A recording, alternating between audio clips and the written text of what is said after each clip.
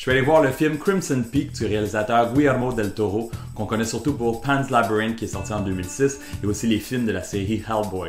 Le film met en vedette Mia Wasikowska, qu'on connaît surtout pour son rôle de Alice dans Alice in Wonderland de Tim Burton en 2010, Jessica Chastain qui a obtenu 2 nominations aux Oscars et qu'on peut voir présentement dans The Martian, Tom Hiddleston qu'on connaît pour son fameux rôle de Loki dans la série de film Thor, et Charlie Hunnam qui jouait Jax dans la populaire série Sons of Anarchy.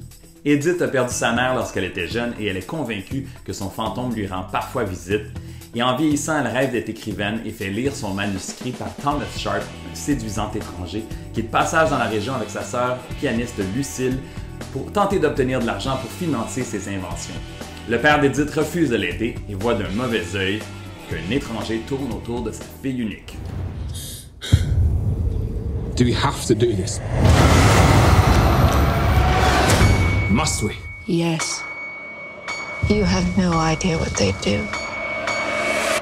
What do you want?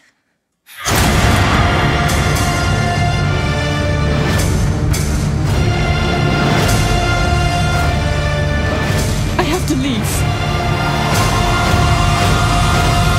On est à la période de l'année où on nous bombarde de films d'horreur, mais celui-ci n'est pas un film d'horreur typique, c'est un film d'époque tordu, un suspense avec des touches d'horreur, et on retrouve l'univers et l'atmosphère unique du réalisateur Guillermo del Toro, de magnifiques décors, des costumes, direction artistique, c'est visuellement très beau.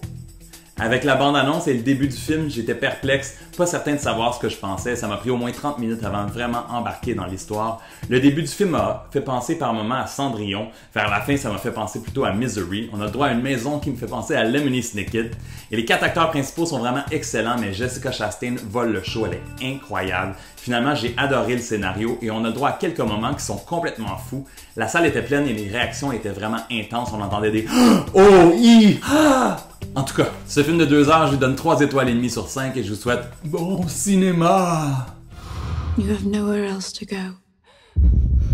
This is your home now.